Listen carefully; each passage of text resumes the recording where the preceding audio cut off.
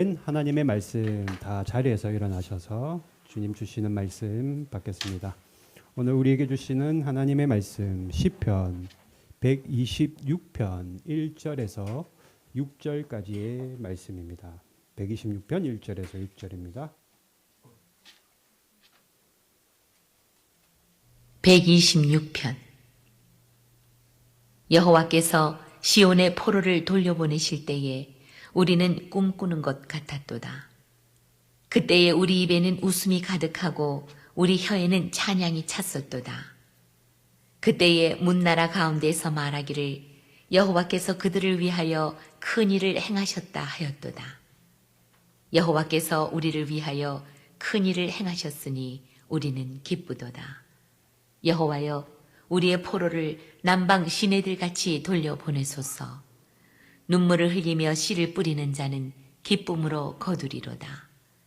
울며 씨를 뿌리러 나가는 자는 반드시 기쁨으로 그 곡식단을 가지고 돌아오리로다. 아멘. 하나님의 말씀입니다. 자리에 앉겠습니다. 제가 기도하겠습니다. 하나님 감사합니다. 오늘도 추수감사절로 주님 앞에 모여 예배드리게 하심에 감사를 드립니다.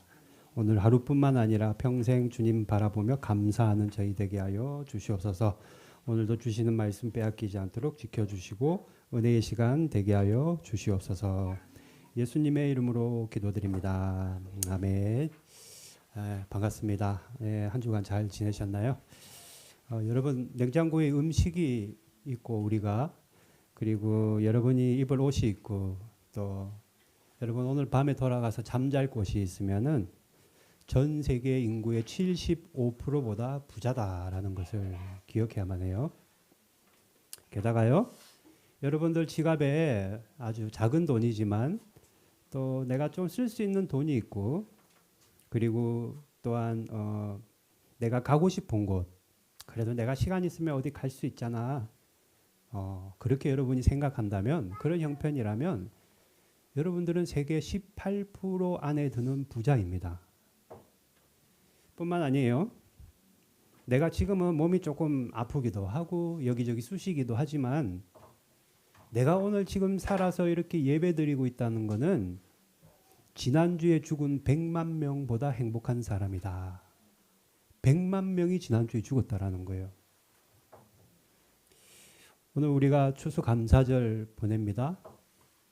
여러분 추수감사절 우리가 보내면서 내가 가지고 있는 것, 내가 이미 받은 것에 감사할 수 있는 여러분이 되시기를 바랍니다.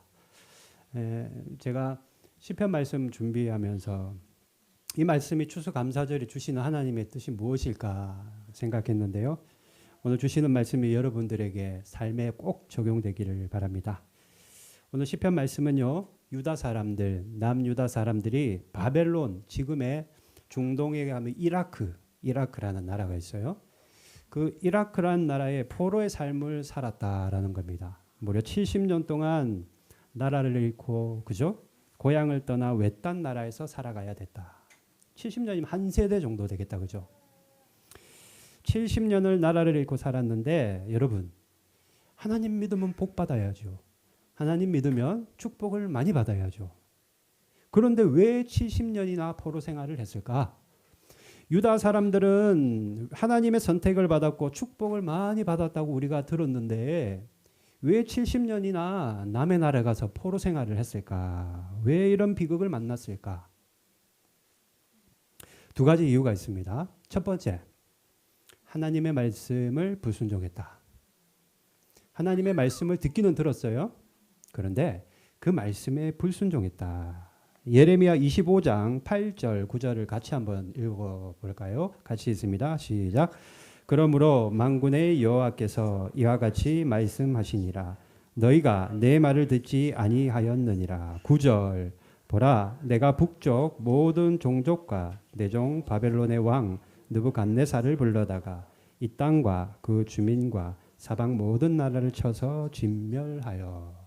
8절에 보시면은 너희가 내 말을 듣지 않았다라고 하나님이 말씀하시는 거예요. 불순종했다라는 겁니다. 그래서 하나님께서 보니까 내 종 바벨론의 왕 느부갓네살을 불러다가 너희들을 치겠다라고 아주 무서운 말씀을 하십니다. 내 말을 듣지 않았다. 그래서 내가 바벨론 왕 느부갓네살을 불러다가 너희들을 치겠다라고 말하는 겁니다. 하나님의 말씀, 신앙생활은 열심히 했어. 그때 당시에 성전에 나가서 우리로 따지면 교회는 나갔어. 교회에서 열심히 신앙생활도 하고 기도도 하고 전도도 하고 성경도 읽었는데 실상 자기들의 삶은 자기 멋대로, 자기 생각대로, 자기 몸이 시키는 대로 살았기 때문이다. 때문에 하나님께서 바벨론이라는 나라를 들어서 그들을 징벌하신다라는 겁니다. 바벨론의 나라에서 포로로 살았던 이유 첫 번째는 하나님 말씀을 듣지 않았구나. 신앙생활을 했음에도 불구하고. 이게 남의 얘기가 아니라는 거예요, 여러분. 또 한 가지가 더 있어요. 애굽이라는 나라가 있었는데 지금의 이집트, 그 애굽이란 나라와 동맹을 맺음으로 바벨론이라는 나라를 대항했는데 미움을 받았다. 바벨론에게. 예레미야 2장 18절 상반절의 말씀도 같이 있습니다. 제가 같이 읽자고 할 때는 무조건 읽어야 돼요. 여러분 아셨죠? 같이 있습니다. 시작. 내가 시올의 물을 마시려고 애굽으로 가는 길에 있음은 어찌 됨이냐. 물 마시려고 애굽에 가 있는 것은 무슨 일이냐 도대체가. 너희가 왜 애굽이랑 지금 손을 맞잡고 있느냐라고 말하는 겁니다. 여러분 땅을 넓히려면 어떻게 해야 돼요? 싸워야죠. 전쟁해야죠. 그죠? 전쟁에서 다른 사람의 땅을 빼앗아와야만이 내 땅이 넓어지는 겁니다. 바벨론이요 땅을 영토 확장 전쟁을 할 때 계속해서 전쟁을 일으켰는데 여러분 아시다시피 북이스라엘 사람들은 조금 싸우다가 완전히 멸망하고 말고 남유다 사람들은 애굽이라는 힘센 강대국과 손을 맞잡고 조금 싸우다가 여러분 아시다시피 유다 시드기야 왕 때 완전히 전멸당하고 맙니다. 하나님의 선택을 받고 축복을 많이 받고 성전에서 늘 기도하고 제사장의 말씀을 잘 들었던 유다 민족이 이제는 오도 가도 하지도 못하는 나라를 빼앗기고 주권을 빼앗기고 땅을 빼앗기는 불황자 신세가 되었다. 뿐만이 아닙니다. 그 사람들의 정신을 가져와야 돼. 포로로 삼기 위해서는 아주 그냥 정신을 혹 빼놔야 됩니다. 그럼 정체성을 뺏어와야 돼. 그럼 어떻게 해야 돼요? 이름을 바꿔야 돼요. 바벨론 사람들이요 유다 민족의 이름을 완전히 바꾸어 버렸습니다. 우리나라도 예전에 이름을 바꾼 적이 있잖아요. 개명한 적이 있잖아요. 여러분 잘 알다시피 바벨론에 포로로 잡혀갔을 때 다니엘 있잖아요. 다니엘과 세 친구 이름만 대볼까요? 다니엘은요 바벨론식으로 이름을 바꿔서 벨드사살이라고 말했고요. 세 친구 중에 하나냐는 사드락, 미사엘은 메삭, 그리고 아사랴는 아벳느고라는 이스라엘 사람들의 이름을 바벨론식으로 개명시켜 버렸다. 완전히 정신을 빼놓는 거예요. 정체성, 뿌리를 완전히 흔들어 버리는 거예요. 포로로 삼기 위해서. 그래서 이름도 바벨론식으로 완전히 바꾸어 버리는 겁니다. 나라 빼앗기고 영토 빼앗기고 고향을 떠난 것도 서러운데 뿌리를 완전히 뽑아버리려고 이름까지 개명을 시켜버렸는데 게다가 믿음도 빼앗아 버렸다. 믿음도. 신앙의 자유를 잃어버렸습니다. 바벨론이란 나라에 온갖 우상이 많았다라는 거예요. 게다가 바벨론은요 다신교를 섬기고 있었어요. 신이 많았다. 여호와 신앙, 즉 야훼 신앙으로 평생을 교육받고 자랐고 유대인으로서의 삶을 살았는데 이제는 바벨론의 포로가 되어 다신교를 섬기고 우상을 섬기는 그런 비참한 삶을 살아갔다. 무려 70년 동안. 정말로 쉽지 않은 세월이고 또한 고통과 눈물의 세월이었다. 그런데 하나님께서 오늘 우리 시편 말씀을 읽어보니까 그런 유다 민족을 다시 고향으로 돌아오게 하신다라고 말씀하십니다. 포로의 삶에서 해방시키셔서 꿈에도 그리던 잠이나 제대로 잤겠습니까 여러분? 집에 가고 싶고 고향이 그리워서 그죠? 그 꿈에도 그리던 그 고향으로 하나님이 복귀시켜 주신다 말씀하시는 거예요. 하나님께서 바사라는 나라는 지금의 중동의 이란이라는 나라입니다. 바사왕 고레스의 마음을 만지셔서 그 고레스를 통해 이스라엘 민족을 해방시키는데 우리는 이것을 고레스 칙령이라 말합니다. 에스라 1장 1절 말씀 같이 읽어볼까요? 시작. 바사왕 고레스 원년에 여호와께서 예레미야의 입을 통하여 하신 말씀을 이루시려고 바사왕 고레스의 마음을 감동시키매. 예레미야에게 주신 말씀을 이루시려고 바사왕 고레스의 마음을 만지셨다. 하나님이 바벨론 왕의 마음을 만지셔서 유다를 치게 하시더니 이제는 다시 돌아오게 하실 때는 바사 왕의 마음을 만지셨네. 우리 하나님의 역사하는 방법 중에 하나는 사람의 마음을 만지시는구나. 사람의 마음을 만지셔서 역사하시는구나. 그러면 예레미야의 입을 통해 하신 말씀이 무엇일까? 예레미야의 입을 통하여 하신 말씀을 이루려고 보낸다면서요. 그 말이 뭐냐라는 겁니까? 예레미야 29장 11절 말씀 같이 읽습니다. 시작. 여호와의 말씀이니라. 너희를 향한 나의 생각을 내가 아나니 평안이요 재앙이 아니니라. 너희에게 미래와 희망을 주는 것이니라. 하나님이 포로로 보내신 이유는 어찌했든 간에 하나님의 뜻은 뭐예요? 유다 민족들에게 평안을 주고 그리고 미래를 주고 희망을 주는 것이 하나님의 뜻이다. 그 말씀을 지키시려고 다시 고향으로 돌려보내신다라는 겁니다.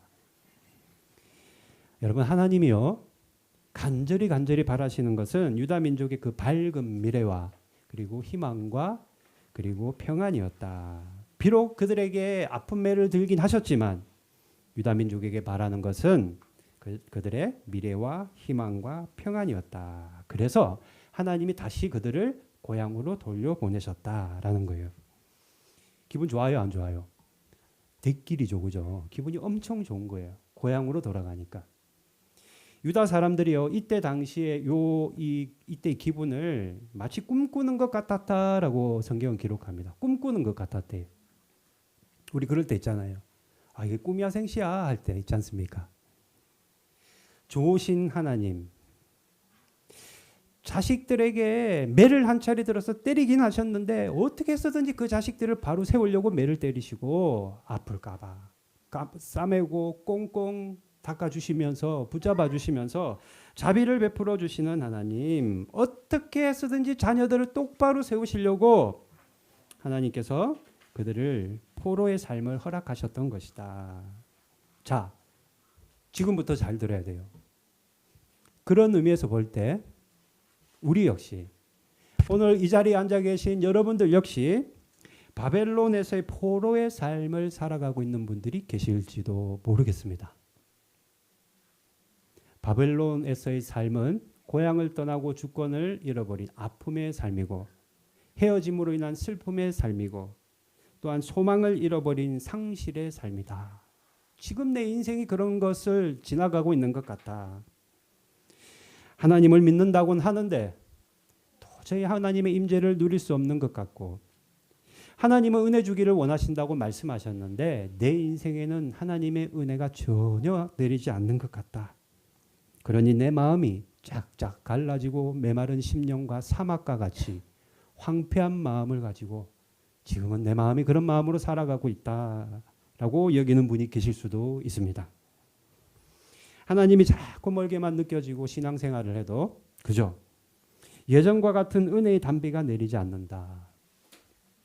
그래서 내 인생은 왜 이렇게 어둡고 힘이 드는지 도무지 알 수 없을 때가 있습니다. 저만 그런가요?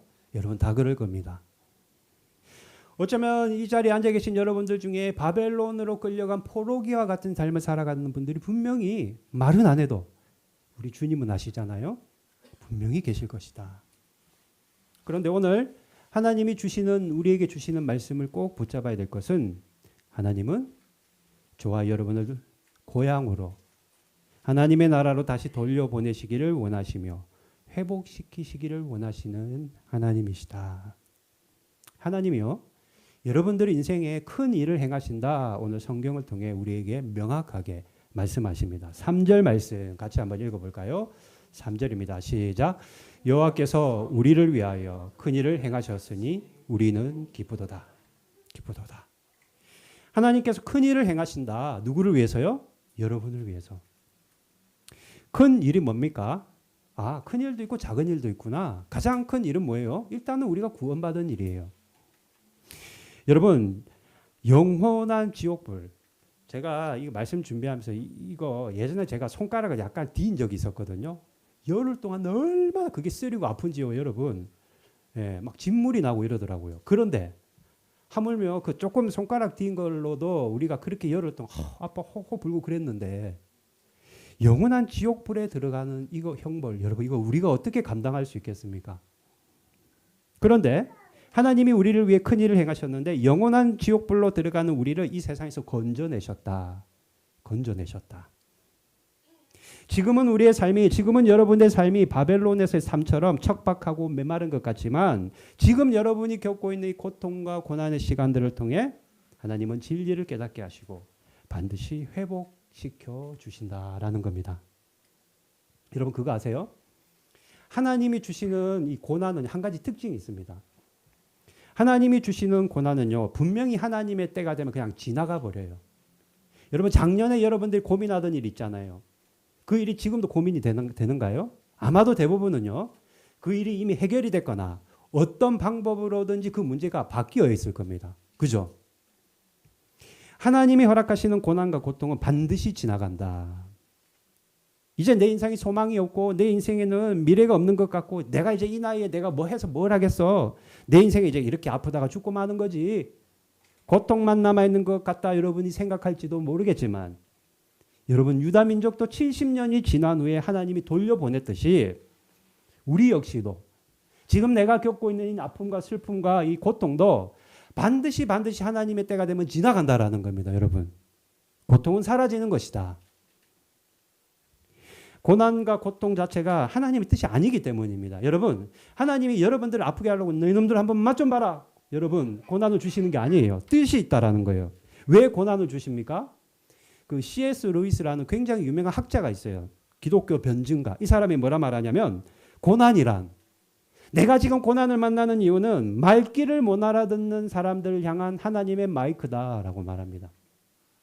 하나님이 계속 또 때로는 뭐 성경 말씀을 통해 누군가의 입술을 통해 또는 저처럼 목회자들의 어떤 설교를 통해 계속 말씀을 주시는데 하도 못 알아들으니까 마이크를 대고 좀 얘야 귀 좀 열어 내 말 좀 들어봐 라고 말씀하시는 것이 바로 고난이다 라고 말하는 겁니다. 저는 정적으로 이걸 동의합니다. 여러분 고난이라는 것은요 여러분이 지금 힘든 시간을 지내고 있다면 진짜 그때는 귀를 바짝 열고 하나님의 음성을 가까이 들어야 될 때라는 거예요.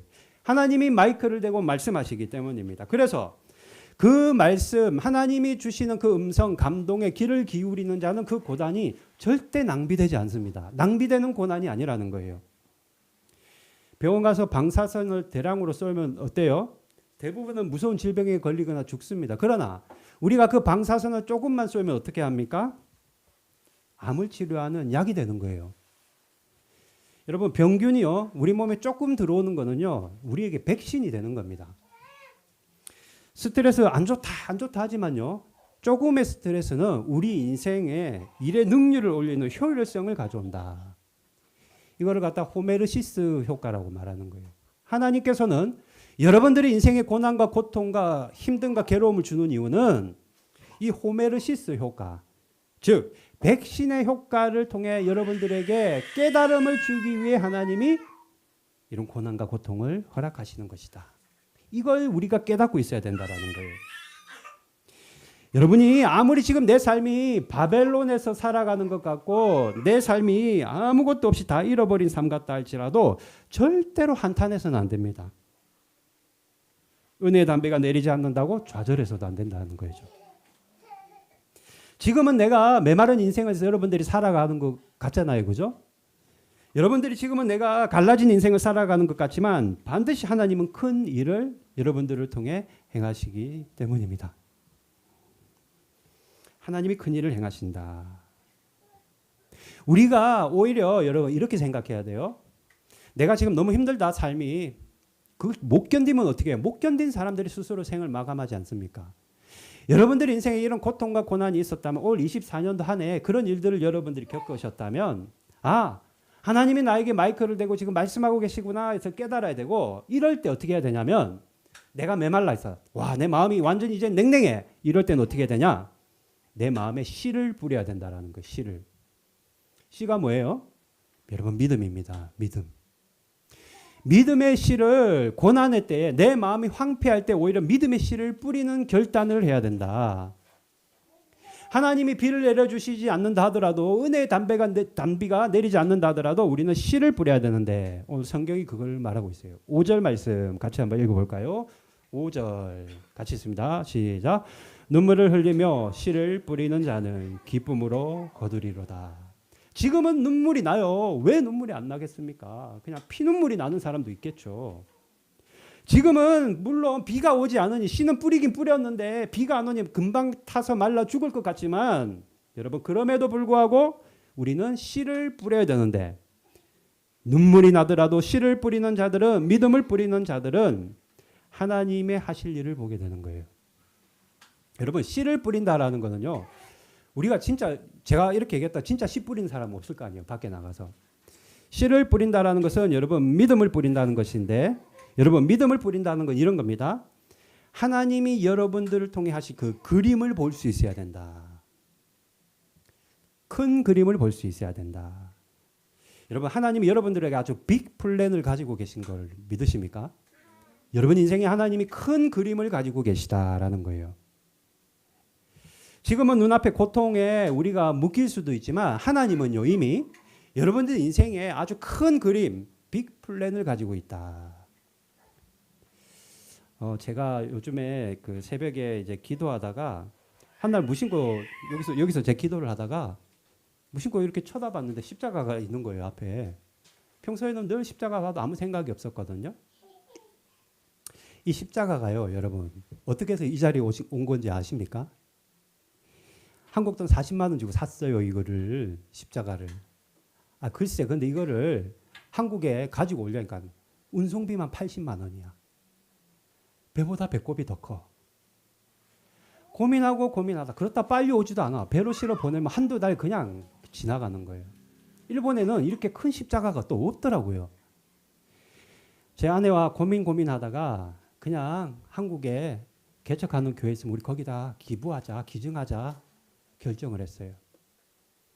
그런데요, 참 하나님은 큰 그림이 가지고 있었던 것 같아. 아 글쎄. 운송을 담당하는 사람이 전화가 왔어요. 이거 십자가 왜 가져가느냐? 아, 저 목사인데 이렇게 해서 우리가 교회를 세우기 위해서 준비하고 있는데 십자가가 필요해서 가져오려고 하는데 못 가지고 오고 있다. 말 드리니까요. 글쎄 이 사람이 크리스찬인 거예요. 공짜로 보내주겠다는 거예요. 공짜로. 여러분 이 십자가 하나 때문에 마음이 진짜 어려웠습니다. 지금은 지났으니 가는 얘기지만요. 왜 십자가가 중요했냐면 그때 당시에 교회 예배당이 없었잖아요. 이거 하나만 걸고 하자. 우리 십자가 하나만 걸고 그냥 마이크도 필요 없다. 강대상도 없어도 돼. 그냥 우리끼리 예배 드리자. 이거 하나만 보고 있는데 이거를 못 가져오니 마음이 얼마나 어렵겠습니까? 그런데 하나님이 그렇게 믿는 자를 만나게 해서 역사하시는데 그때 제가 이게 하나님이 뭔가가 계획이 있구나. 그것만 있었나요? 박사모랑 3개월 동안 가시화 땅을 진짜 소문날 정도로 돌아다녔습니다. 부동산이라는 부동산은 다 뒤지고 다니고 나중에는 똥똥한 여자랑 한 한국 남자가 매일마다 어딜 저렇게 찾으러 다닌다고 조심해라고 소문까지 났어요. 소문까지 부동산 업자들끼리. 글쎄 0.1%도 안 되는 이 일본의 기독교인 중에 그것도 침례 교인을 만나 미야카와상 그분이 먼저 전화 와가지고 내가 한번 알아봐 주겠다고 힘내시라고 하나님이 하신다고. 그래서 교회를 얻은 거예요. 그래서 지금 여러분들이랑 이렇게 예배를 드리고 있는 겁니다.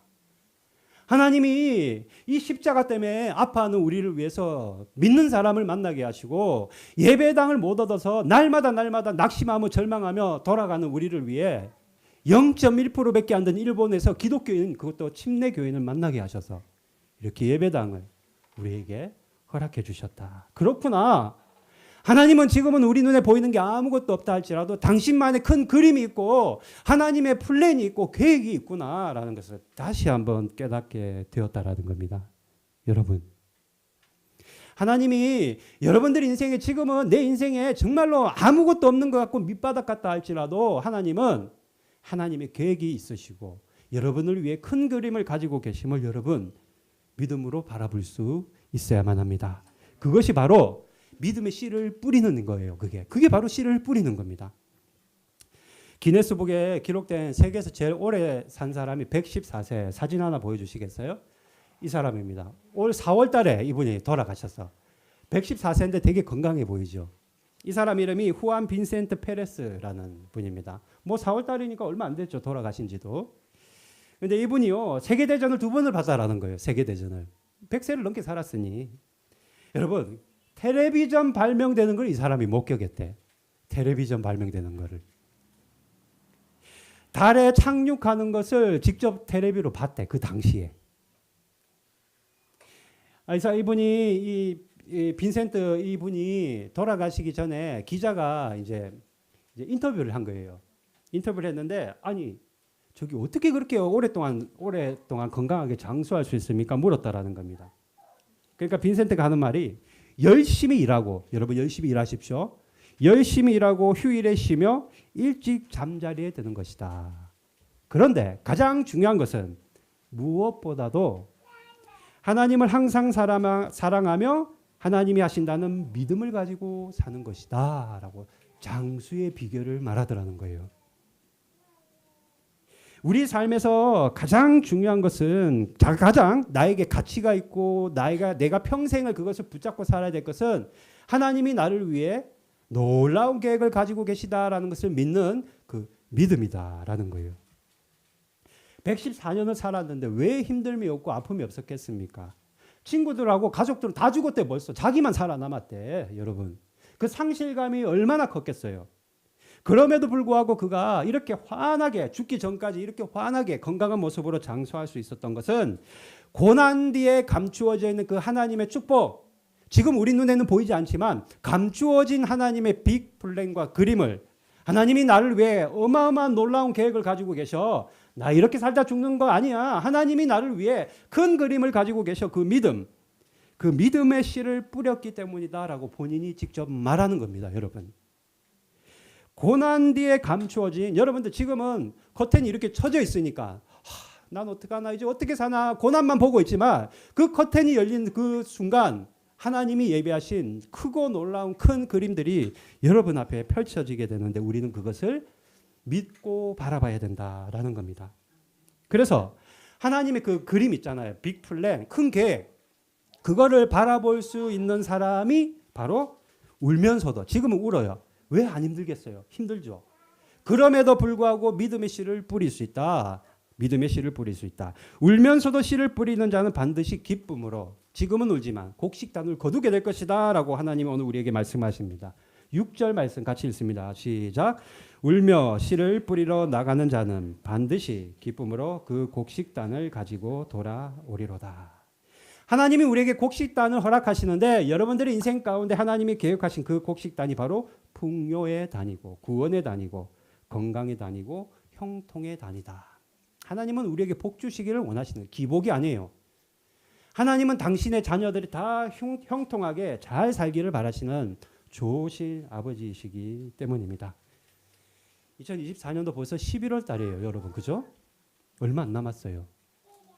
분명 여기 계신 분들 중에 올 한 해 동안 바벨론에서의 포로 삶을 살아간 분들이 분명히 계실 것이고 지금 어쩌면은 고난과 고통의 시간을 지내는 분이 계실 수도 있습니다. 그러나 오늘 주님이 우리에게 주신 이 말씀과 같이 지금은 눈물이 나지만 그 눈물로 씨를 뿌리는 자는 반드시 곡식단을 거두어 돌아온다라는 것을 믿으시기를 바랍니다.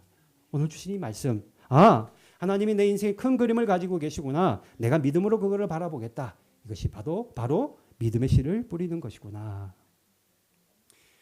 그런데 우리가 한 가지 우리가 기억해야 될 것은 이왕 씨를 뿌릴 거면 어떻게 뿌려야 돼요? 울면서 뿌리는 것도 하나님 앞엔 귀하지만 우리가 감사하면서 뿌리자라는 거예요. 이왕 뿌릴 거. 목사님 감사할 게 없는데 뭘 감사합니까? 내 인생에 아무것도 없는데. 여러분 나에게 뿌릴 씨가 있는 그 자체를 감사하라는 거예요. 그 자체를. 나에게 요만한 믿음이라도 겨자씨 하나만한 그 믿음이라도 있다는 그 자체를 감사해야 된다. 저희 그 감리교단의 목사님이 간증했던 것을 제가 수첩에 적어놨더라고요. 우연찮게 이거를 제가 발견했는데 이 간증이 이렇습니다. 눈물이 나지만 씨를 뿌린 목사님의 간증인데요.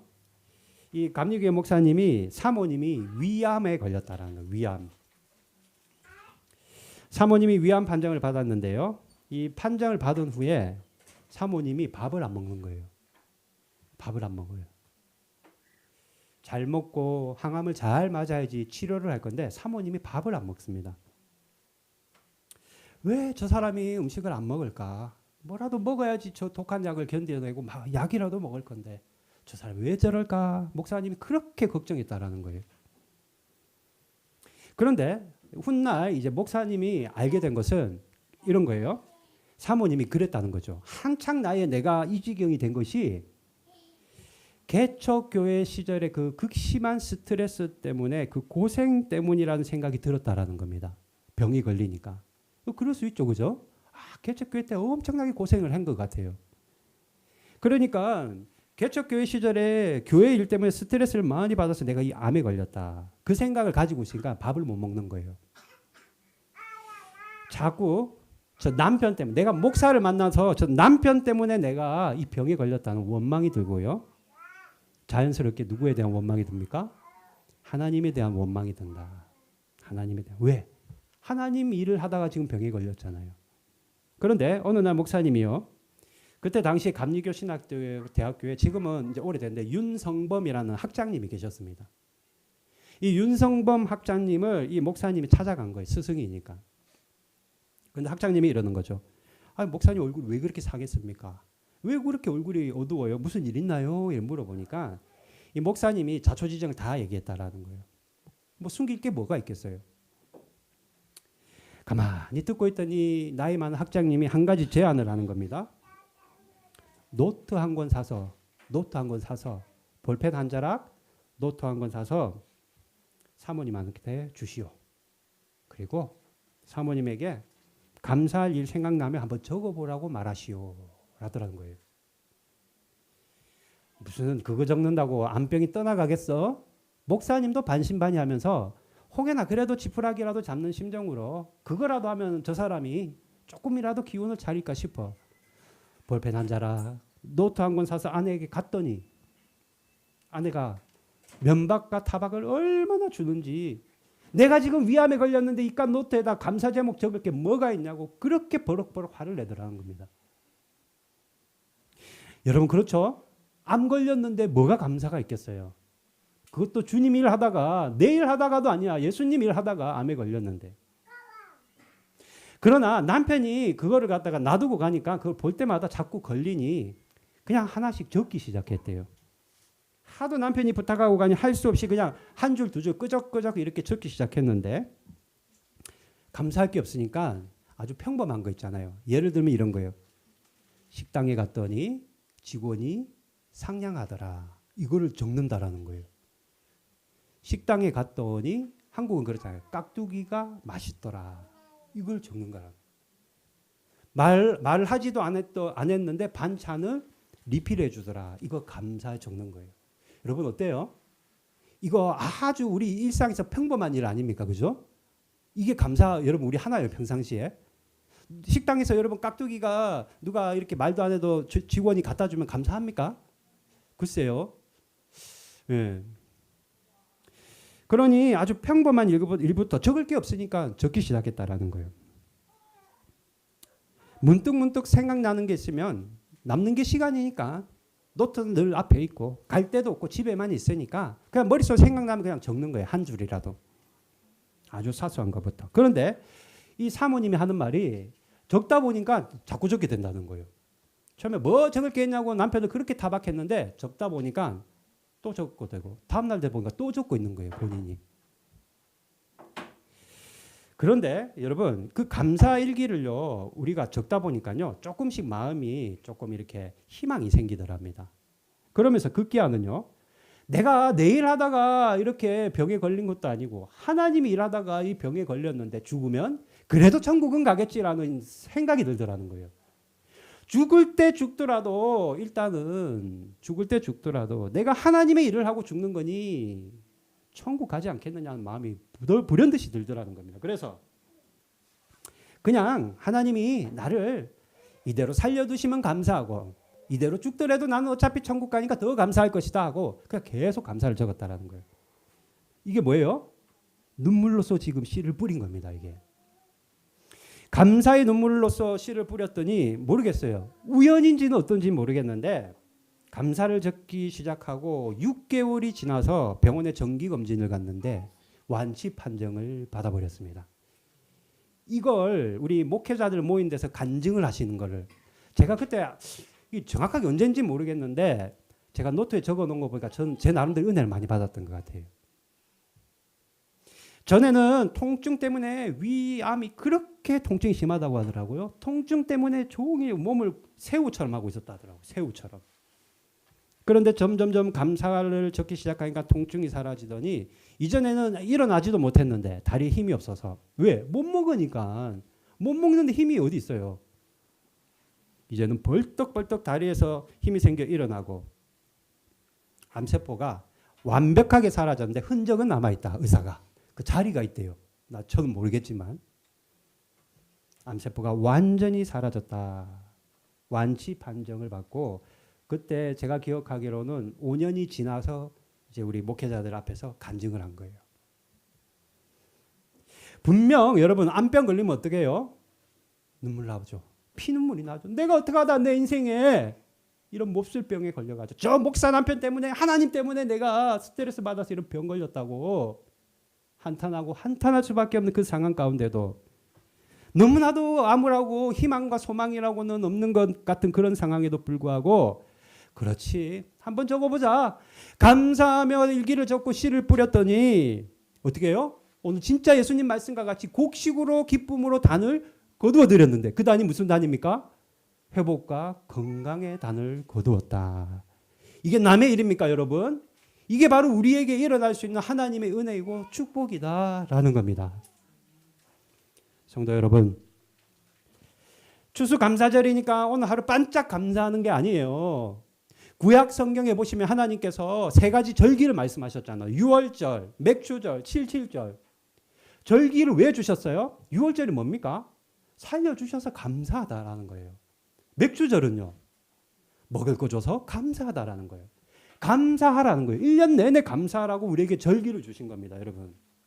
그러니 오늘 이제까지 24년도 11월 이제까지 내가 감사를 잊어버리고 그저 불평하고 원망하고 부정적인 생각과 꽉 사로잡혀 있던 분들이 혹여나 계시다면 오늘부터 다시 감사의 씨를 뿌릴 수 있는 여러분이 되시기를 축복합니다. 반드시 곡식으로 단을 거둔다. 누군가는 건강의 단을 거두고 누군가는 풍요의 단을 거두고 누군가는 회복의 단을 거둘 줄로 믿으시기를 바랍니다. 찬양할까요? 496장